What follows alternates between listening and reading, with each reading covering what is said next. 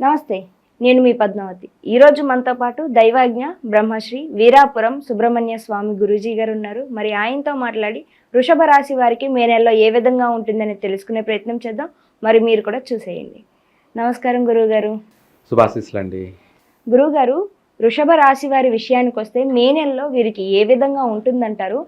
మరొకటి, వీరు తప్పనిసరిగా కొన్ని విషయాల్లో జాగ్రత్తలు పాటించాలి అని చెప్తున్నారు. మరి ఇలాంటి విషయానికి వస్తే ఎటువంటి విషయాల్లో వీరు జాగ్రత్తలు తీసుకోవాలంటారు? రాసులలో జీవితం ఏంటంటే ఒక్కొక్క గ్రహస్థానము వాళ్ళ సంచార ప్రభావం వల్ల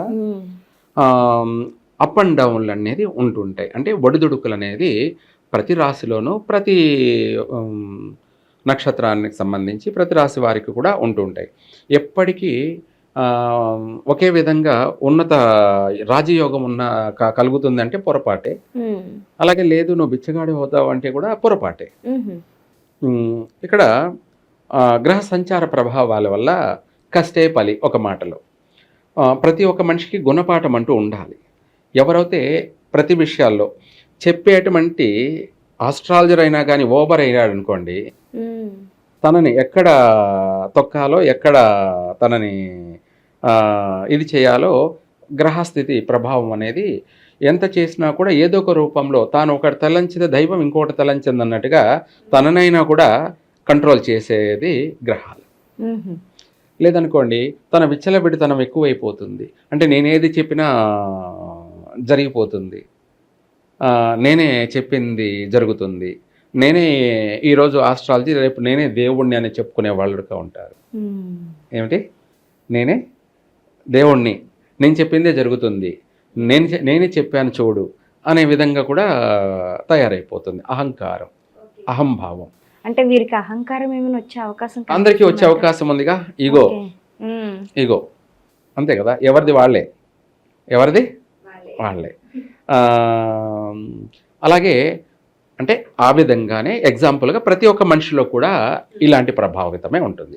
ఆ ఉన్నప్పుడు పోయిన నెల బాగా అభివృద్ధి చెందాం కదా, సపోజు ఆ అభివృద్ధి మళ్ళీ ఈ నెల ఇచ్చామనుకోండి, చెప్పిన మాట వినమన్నమాట, ఇంకా మనకు కళ్ళు కనిపించవు.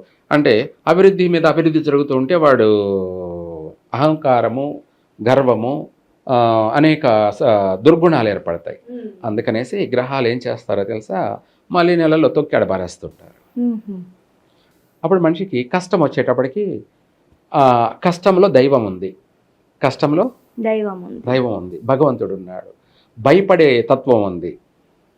అంటే మనిషికి భగవంతుడు కష్టపెట్టడం, గ్రహాలే అనుకుందాం లేదా ఏదైనా సరే, మనకు కష్టపెట్టడం వల్ల అదే దైవం. మనము మంచిగా నడుచుకోవాలి అనే వాళ్ళలో ఆలోచన మొదలవుతుంది. చెడుగా నడుచుకోవడానికి అవకాశం ఉండదు. అంటే దేవుడు దెబ్బ కొట్టాడు అనమాట. దేవుడు కొడితే ఎలా ఉంటుందో అనేది ఇలాంటివే. డైరెక్ట్గా వచ్చి దేవుడు కొట్టాడు, డైరెక్ట్గా వచ్చి తల్లిదండ్రి ఎలా కొడతారో అలా కొట్టాడు అనమాట. ఈయన జీవితం పైన కొడతాడు. ఇవే అప్ అండ్ డౌన్లు, ఇవే ఒడిదుడుకులు. 10 రూపాయలు బాగా సంపాదించుకొని బాగా ఉన్నామంటే మళ్ళీ వచ్చే నెలలో ఖర్చు అయిపోతుంది.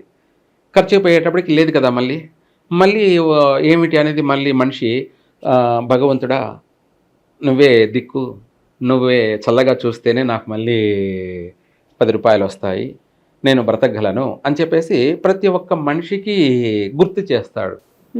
ఆ చేసే పనులన్నీ కూడా గ్రహాలే. అయితే అందులో భాగంగా వృషభ రాశి వారికి ఈ నెలలో ఒడిదుడుకులు ఎక్కువగా ఉన్నాయి. అంటే కుటుంబ సభ్యులతో వ్యతిరేకతలు, శత్రుత్వాలు, చేసేటువంటి వ్యాపారాల్లో కావచ్చు, జాబుల్లో కావచ్చు, లేదంటే ఎక్కడైనా పనుల్లో కావచ్చు, చేసే తోటి వాళ్లతో వ్యతిరేకతలు వచ్చే అవకాశం ఉంది. ఉన్న పలానా గొడవలు కలిగే అవకాశం ఉంది. ఇదే కాకుండా కొంత ఇంకా తీవ్రమైనటువంటి నష్టాలకు గురి అయ్యే అవకాశం ఉంది. అయితే ఆర్థిక పరంగా కొంచెం పర్వాలేదనిపించినా, అయితే కొన్ని సమస్యలు వ్యతిరేకంగా ఉన్నప్పటికీ ఈ నెలలో మే నెలలో వృషభ రాశి వాళ్ళు వాహన యోగం అంటే వాహనాలు కొనే అవకాశము ఉంది, అనుకూలత ఉంది. మ్మ్. గృహయోగ అవకాశం కూడా ఉంది. రెండోది వీళ్ళ యొక్క అత్యుత్సాహం వల్ల కూడా కొంత మాట పట్టింపులు, వీళ్ళు చేసే పనుల కోసం ఏదైనా సరే తొక్కుంటూ పోవాలి అన్నట్టుగా, ఏదేమైనా నేను అభివృద్ధి చెందాలి అనే కొంత ఉత్సాహం వల్ల కూడా వ్యతిరేకతలు ఏర్పడే అవకాశము ఉంది. అంటే వీళ్ళ స్వలాభం కోసం అనొచ్చు, సొంత లాభం కోసం అనుకోవచ్చు. ఎలాగైనా ఏ విధంగానైనా సరే ఈ రాశి వాళ్ళకి మనస్పర్ధలు, కొన్ని నష్టాలు జరిగే అవకాశం ఉంది. అప్పు చేసైనా సరే ఈ నెలలో గృహయోగము, వాహన యోగము, వస్తు యోగము కూడా అనుకూలత అనేది కూడా ఉంది. అంటే ఒక పక్కన కష్టపడుతున్నా ఒక పక్కన మళ్ళీ సుఖపడే అవకాశం కూడా కనపడుతుంది. రెండూ ఉన్నాయి ఈ వృషభ రాశి వారికి. మే నెలంతా కూడా విద్యార్థులకు వచ్చేటప్పటికి కొంత కష్టకాలంగా ఉంటుంది. ఈ నెలలో ఆటంకాలు ఎక్కువగా ఉన్నాయి.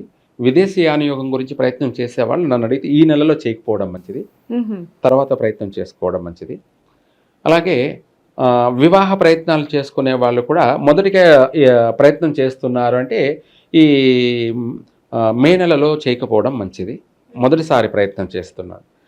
ముందే ప్రయత్నం చేస్తున్నటువంటి వాళ్ళకైతే ఈ నెలలో కొంత శుభవార్తలు వచ్చే అవకాశం కూడా ఉంది. అంటే ప్రథమార్థంలో కావచ్చు, లేదంటే ద్వితీయార్థంలో కావచ్చు. ఈ వృషభ రాశి వారికి కొంత వ్యతిరేకతలు, కొంత అనుకూలతలు రెండు కూడా ఉన్నాయి కాబట్టి మధ్యమ ఫలితం అని చెప్పాలి. ఓకే, మధ్య రకమైనటువంటి ఫలితాలు ఉన్నాయి కాబట్టి ఏది ఏమైనా ప్రతి విషయంలో కూడా ఆచితూచి ఆలోచిస్తూ నడుచుకోవడం మంచిది. ఎవరికన్నా మాట ఇచ్చేటప్పుడు ఆలోచించి మాట ఇవ్వడం మంచిది. చేసే పని ప్రతిదీ కూడాను దైవికంగా వీళ్ళు వీలైనంత వరకు ఈ వృషభ రాశి వాళ్ళు పంచముఖ ఆంజనేయ స్వామిని కానీ, లేకపోతే కాలభైరవుణ్ణి కానీ, కాలభైరవుణ్ణి లేదా పంచముఖ ఆంజనేయ స్వామిని కానీ, ఎందుకంటే ఈ సంవత్సరము గ్రహ సంచార ప్రభావాలు అనే వాటి వల్ల ఎక్కువ శాతం దానికి మించి స్థాయిని పెంచి పూజించాలన్నమాట, ఉన్న ప్రభావాన్ని బట్టి. ఎందుకంటే అష్టమ గ్రహ సంచారం, సప్తమ గ్రహ సంచారం అంటే గ్రహ కూటమి, సప్తగ్రహ కూటమి, అలాగే షడ్గ్రహ కూటమి, పంచగ్రహ కూటమి, చతుర్గ్రహ కూటమి ఇలా ఉన్నాయి కాబట్టి వీటి ప్రభావాల వల్ల కొంత నష్టాలు జరిగే అవకాశాలు ఉన్నాయి కాబట్టి వాటి నుంచి మనం తప్పించుకు తిరుగుబాటు దన్యాడు సుమి అన్నట్టుగా మనము ఈ సమస్యల నుంచి బయటపడాలి అంటే మనం చేసే పూజ కూడా స్థాయి పెంచాలి.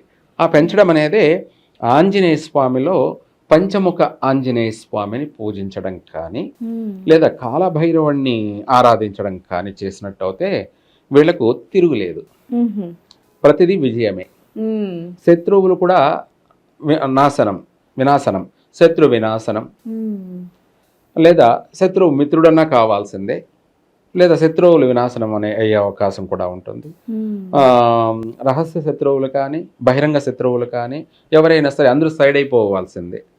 ఎందుకంటే పంచముఖ ఆంజనేయ స్వామి యొక్క అనుగ్రహం కలిగే అవకాశం కూడా ఉంది పూజించడం వల్ల, లేదా కాలభైరవుని పూజించడం వల్ల కూడా ఇవన్నీ కూడా వైదొలిగిపోయి ప్రతిదీ కూడా సర్వకార్య సిద్ధి రస్తు, అనుకున్న ప్రతి పని కూడా సమయానుకూలంగా నెరవేరే అవకాశం ఉంది. గురుగారు, అయితే కాస్త వీరికి శత్రువుల బాధ అనేది ఎక్కువగా ఉంది అని చెప్తున్నారు. అయితే ఈ శత్రువుల బాధ నుంచి బయటపడడానికి ఏదైనా ఒక చక్కటి మంత్రం ప్రతి ఒక్కరూ కూడా జపించుకునే విధంగా. మంచి విషయమే మీరు అన్నట్టుగా. అయితే ఈ రాశి వాళ్ళు ఇంకా కూడా చెప్పాలి అంటే శత్రు వినాశనానికి అమ్మవారి మంత్రము ఓం జ్వాలామాలిని విద్మహే మహాశూలిని ధీమహి తన్నో దుర్గి ప్రచోదయాత్ అనే ఈ మంత్రాన్ని పఠించినట్టయితే శత్రు వినాశనము, అలాగే సర్వకార్య సిద్ధి, అలాగే అమ్మవారి అనుగ్రహం.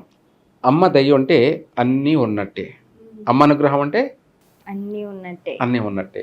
అందుకనేసి ఈ యొక్క మంత్రం అనేది చాలా పవర్ఫుల్ అయినటువంటి మంత్రము. తద్వారా మనకు సర్వకార్య సిద్ధి కలుగుతుంది. ఇది పఠించవచ్చు, చక్కగా కలిసి వస్తుంది. చాలా చక్కగా వివరించారు గురుగారు. అయితే వృషభ రాశి వారికి ఏ విధమైన పరిహారాలు చేసుకోవాలన్న విషయానికి వస్తే మంత్రాలను కూడా చాలా చక్కగా ఇచ్చారు, శత్రు నాశనానికి సంబంధించి. ధన్యవాదాలు గురుగారు. సర్వే జన సుఖినో భవంతు.